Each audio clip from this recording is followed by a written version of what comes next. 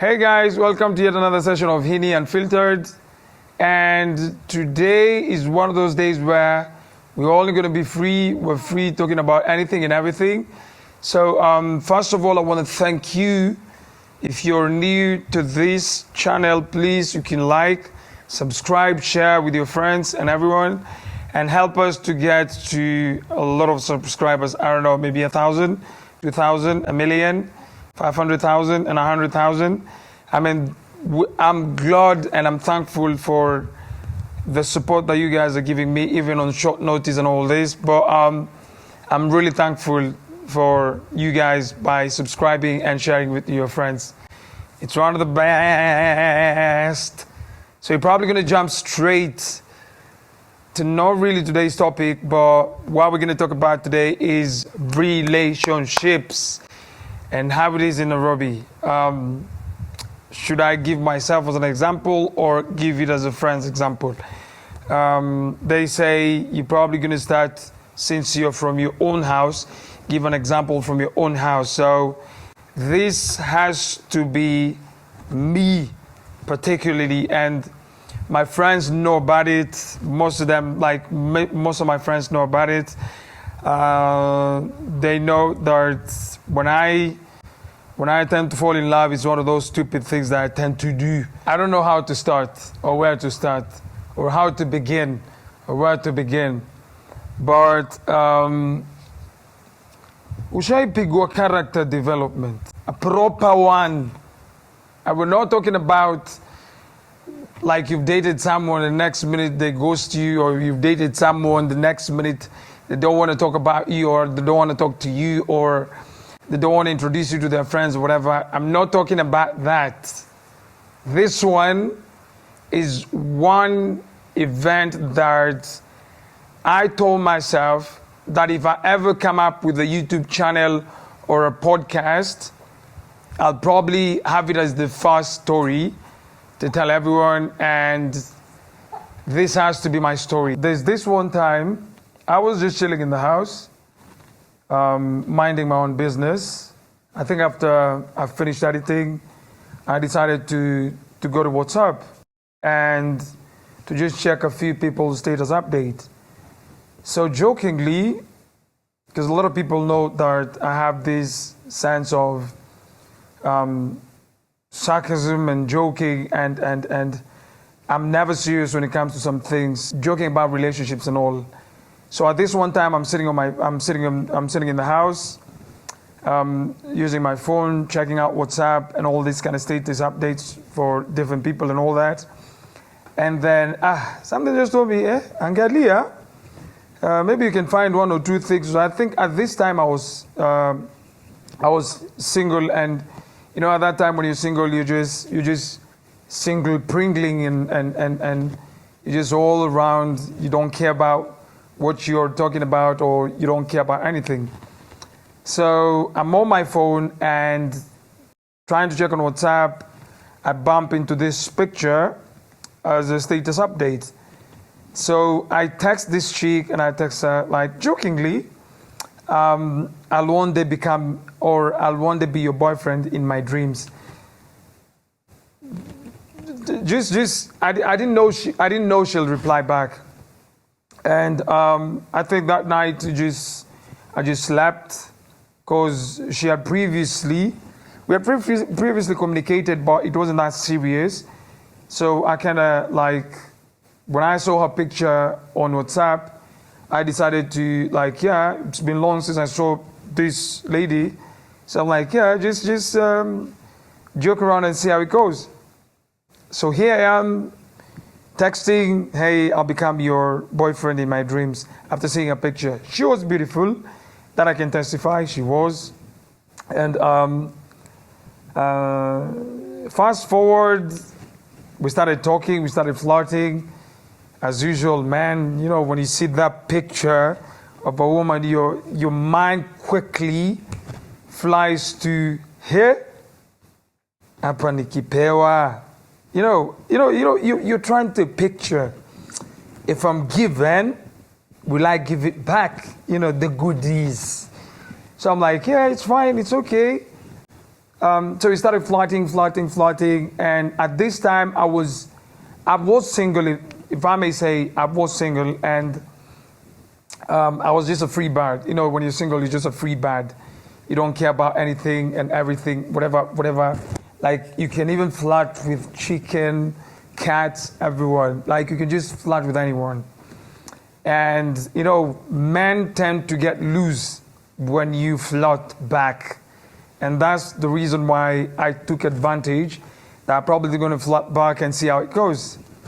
So here I am sitting, whatever. We started flirting day 1, day 2, day 3. Then I think we went silent for like a week, because she said she's traveling to a different county and she's probably going to come back after a week or 2. So I'm here chilling, nothing major. Okay, safe flight, safe journey. We'll chat, or rather we'll keep in touch. So at this time, it was numerous calls, like we're just making phone calls, checking out, checking up on each other. You know, those good morning, you know, when love is it's too early, it's still early, the love is still new, and you're in that stage where it's kind of honeymoon stage. And you're like, yes, this was one of those I kind of missed as a single man. So a month passed, and we were still flirting at that time. I remember when we decided to, like, kind of meet up, I used to dodge it, and I used to dodge the plan of us meeting up. So we kind of ended up meeting after a month, I think. After a month, and then she was the one who communicated and told me, says like, "Hi, Hini, how are you? Are you free this evening? Do you wanna have dinner? We could meet up and have dinner together, this and that." I mean, a woman calling you for dinner. I was like, yeah. I think at that day when she communicated, and I think at this time I was heading back home. And then when she called, I picked and was like, "Hey, can you have dinner later on today?" Like, "Yeah, I don't have a problem. What's your plan?" "Dinner at my house, 6:30 p.m. Her? And I remember the time that I left the shoot was around 3 p.m. So someone calling you for dinner at 6:30, and there's something about me. Way back, I never used to keep time. Like, I think it used to be a problem. Like, if someone tells me we meet at 6, I'll end up turning there, or rather turning up at around, or being at that same venue or the same place where I'm called 30 minutes late, you know. So I don't know what happened, but this time I ended up being as early as 6. And I think, at 6, I got there at 6:20, I think. Because I remember I got there 10 minutes earlier, or 30 minutes earlier. Anyway, none of that. So I go home freshened up, as usual.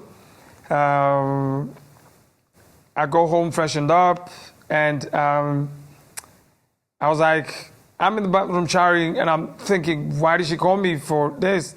Okay, we're trying to know each other and knowing each other, about why is it that you're going to call me on the first date at your house? It should be the other way around, me calling you for a date, you know, not you calling me for a date. So it's kind of weird. And I was like, yeah, let me just give it a try.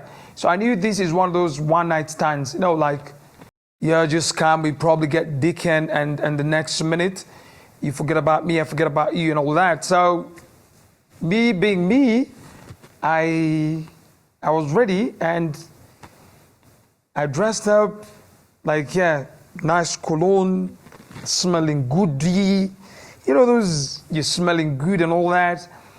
And then, around, I think I left the house around 4:30. At that time, there was no expressway. So having to know that I need to be on the other side at around 6, I told myself, let me just leave early. So I think I left the house around 4:30. Driving and just playing my music, this and that. And then the next minute, just seeing text hi babe, I can't wait for you to sample my food and all that.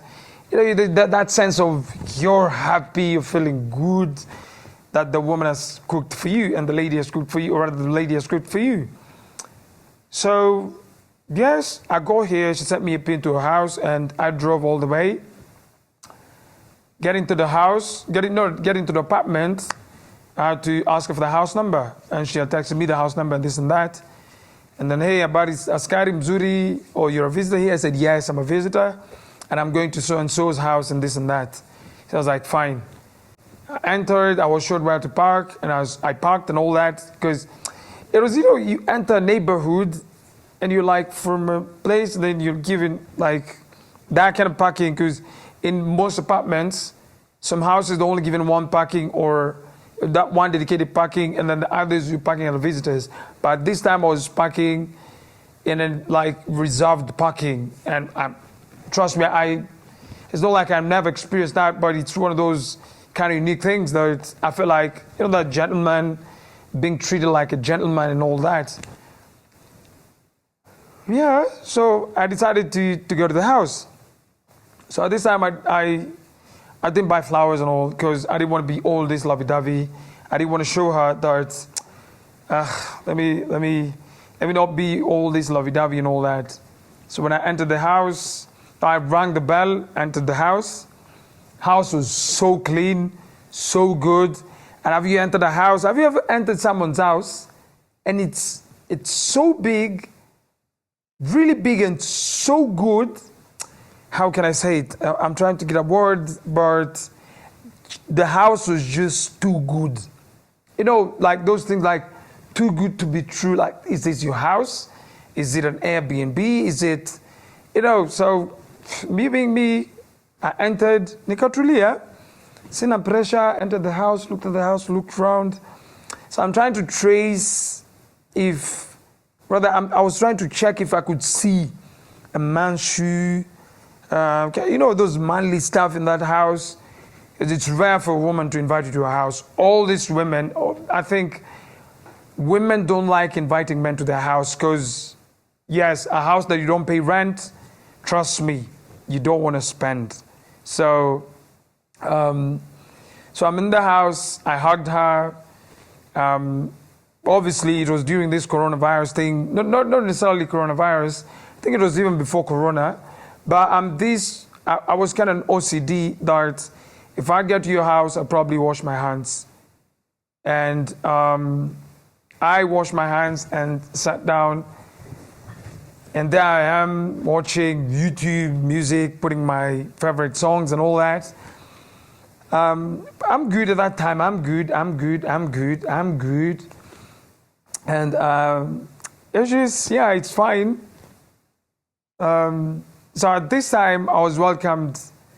It was that warm reception, like, welcome, hi, babe, hi, blah, blah, blah. These kind of words that tend to confuse a man. And I was like, yeah, it's fine, yes, it's fine. Please feel free, go around the house. And at that time, it's a 3-bedroom house, it's so big. Feel free, go around the house, it's so good, yeah, blah, blah, blah. So I'm going around the house. We haven't even sat down discussing, rather talking about whatever brought me there, this kind of date. I've already been told, go around the house, fill the house, this and that. I was okay, like fine, we're good. Had dinner. I think on this first date, we had dinner. And I told myself I'm not going to spend in that house. Like, a house that I don't pay rent, trust me. I rarely spend, rarely. Like rarely, I don't spend in a house that I don't pay rent. So at this time, she was like, please feel free. We'll have dinner, and then later, we had to sit down, and we sat down, started talking, those lovey-dovey, like we're just talking, and we started asking each other, what does it like about me, blah, blah, blah. And then she turned to me and told me, I'm not looking for a boyfriend, I'm looking for a husband. And I feel like you suit that husband material, kind of like the status of being a husband. I've never been a husband before. I've never like been in a relationship where I've lived with the lady that I was dating. So my mindset was, or my mind, or the way I was brought up is, people who are married, or rather people who live together, are people who call each other husband and wife. But this thing of someone meeting me on the first day or the first month and saying that she's looking for a husband and I'll be the husband type, it kind of fascinated me, and I was like, it's fine. I'll just take it as one of those conversations that we're discussing, rather talking about. So we had dinner, and it got to that time when I enjoyed the dinner, and we decided to kind of like, it was around 9, almost 9 p.m., 9:40, almost 10 p.m. So I told her, I've really enjoyed the dinner, and I thank you so much for inviting me to your house. At least I now know where you live, just in case you don't want to pick my calls, or rather you don't pick my calls. I know where to find you, and that's not like the case where it's not an excuse that if you ever not pick my call, I will come to your house. No, it's just that I'm safe knowing that you live in this area, or rather this place. So yeah, where it continued like that. I left the house around 11, like I think 11, almost midnight. And I told her, I'll give you a call when I get home. And you know, at that time when you get to the house, before you leave, there's how you kind of making out and all that, you know. It kind of like, you know, this, I know it's got too much TMIs. I don't know if I'm going to be able to filter, but, you know, you make out before you leave. So you made out and I left. Driving, heading home, she started calling me, hi babe, how far are you? Hi babe, how far are you? This and that. And I'm there, like, yeah, we're good. So it was one of those times when I was in love. Like, I kind of felt like really good and really good. So at this time, when I got home, I gave her a call and I told her, hey, I'm home, and yes, I'm good. So she hung up the call. No, we finished the conversation and everything. So she hung up the call and we had finished the conversation. So I'm sitting in the house thinking, how did I get this lady jokingly? And how come she opened up to me, same as me opening up to her? I don't know, maybe because I was single and I didn't take time to know more about her. So months passed, we decided to start dating, like that serious dating, like you're in love, you know, mautamu, you get? So it's kind of mautamu. So your babes like Bonnie and Clyde, babes. So every morning you wake up in the morning, hi babes, how are you? In the evening, hi babes, how's work? This and that, blah, blah, blah. So we got to know each other. And then I think the love grew. It was really good to a point where I could trust her wherever she goes. She used to like travel to different places. So, you know, not a lot of men will allow you to travel to different places. And if they allow you, they're probably going to be checking up on you every minute. That's not what I do when I'm in a relationship. There's that sense of boundary, like give people spaces and for them to do what they want. And that's exactly what I did with her.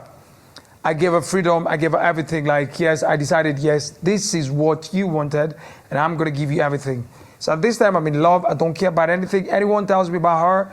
I don't care. So fast forward, we started dating, being girlfriend and boyfriend, and it was going on well, smoothly.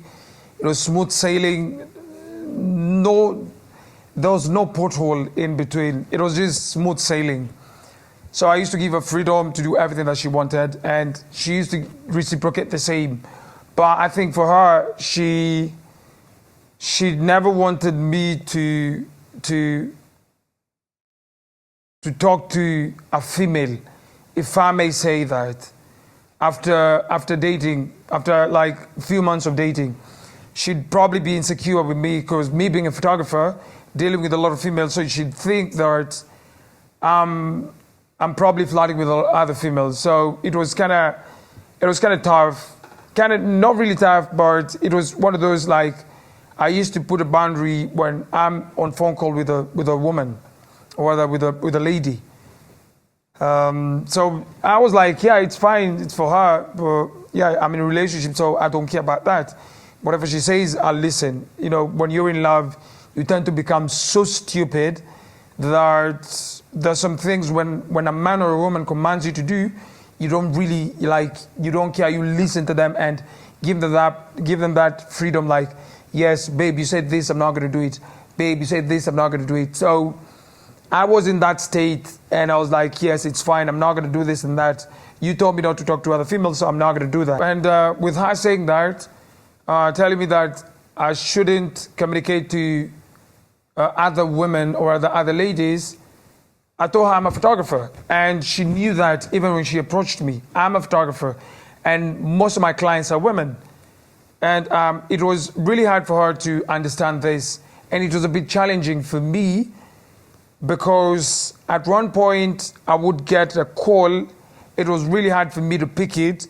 I'd probably pick it and maybe like just put it on loudspeaker for her to hear that it's a female client or rather it's a client who's trying to inquire this and that.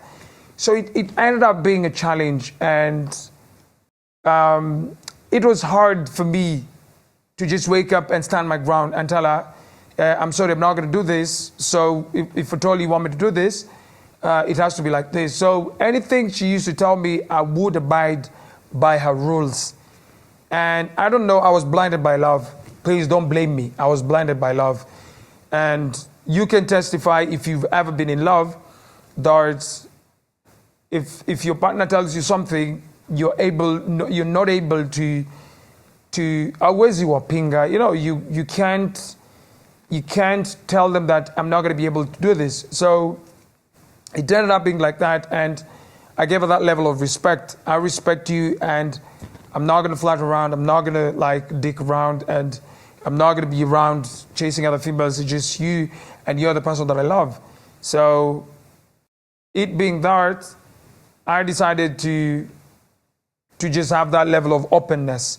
My phone was just there, ringtone, nothing, silent, nothing. Like it was just an open book. It was just an open book. And her being beautiful, she was beautiful. Like she was beautiful. And it came to a point where she started, when she started, knowing my weaknesses. Like, if I do this to him, he's probably gonna cry. If I do this to him, he's probably gonna, his mind is not gonna be focused at work. If I try to tell him this, it's probably gonna stop everything and come to where I am, And I remember at one point, not even at one point, it ended up being like I'm so in love that I used to cancel shoots for her just to be with her. And I remember at some point when a client had called me, I was like, hi, is this cine photography? Yes, it's cine photography. And this time, we're in bed, I'm sleeping, and it was early in the morning, and a client called me. I was like, hi, is this cine photography? Yes, it's cine photography. My name is so-and-so, and I would like a shoot. I was like, yeah, it's fine. What kind of shoot you want? I want a studio shoot. Where's your studio? My studio is along this and this. And I needed to come around 2 p.m. So I told the client, hey, is it okay I call you back for me to check if... Obviously, I knew my schedule for that day, but it was just one of those excuses where I want to get back to the client and tell the client that this time is booked. So I hang up the call and I told the client, hey, I'm probably going to call you back. So calling the client back, I could, hi, I'm sorry, but at this time, it was around, because the client was trying to book around 1 p.m. I'm sorry, but I'm booked for 1 p.m. Maybe can we schedule for tomorrow or the day after? She was like, no, today is the only day that I have that I want you to do a shoot for me. So I was like, it's really going to be hard because I have a booked shoot in the afternoon. Mind you, I didn't have any booking on that day. We're just in bed, chilling, being in love, being me. Now I can confidently say I stupidly canceled a shoot because of a woman. You get, it's till date. I try to think about that. I end up kind of regretting, but regretting, because I put love in front. You know, I let love first before work. So it was love first and then work. That's the point where I feel like I messed at that time. And telling the then partner that there's a client who called me and she wanted a shoot at 1 p.m. She's like, no, it's fine. Just spend time with me because you know you rarely got time for me because you're always busy and you don't get time for me. I'm like, I'm always with you a whole week, a whole month, weeks, weekends and all that. So how else you want me to spend time with you? No, I want you by my side and all this. The lovey-dovey. You get? So I'm like, yeah, it's fine, babe, it's fine. It's just me and you against the wall, blah, blah, blah. You know, when you're in love, stupidly saying things that don't make sense. So we're in love, and it was so good that you couldn't even think about yourself. You don't even give yourself time to be by yourself. I couldn't even hang out with my friends because the entire time I was with her. So if my friends call me, I remember there was a point where a friend of mine, his name is Sila. Sila called me and was like, hey bro, uko? I told him, I'm at home. Tupatane, and then we go for an event. There's this event that I wanted us to go. Tupatane to the event. I was like, hey bro, nasikia nimechoka, but wacha nione.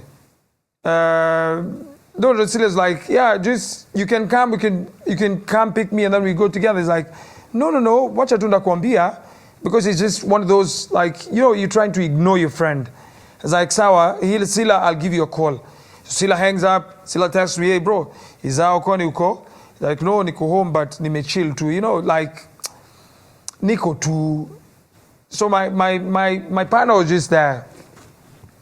So I told Sila, no, siwezi make it. You know, I won't be able to make it. So wenda, I'll meet you halfway, or rather, I'll meet you in that event. Event iko wapi? It's at Carnival, this and that. Sawa, nitakuja. So me, I was still in bed, chilling with my better half, whatever. Yeah, at this time, I am in love. You know, you get to this point where your friends tell you, who you dem awezi, who you dem apana, Byron.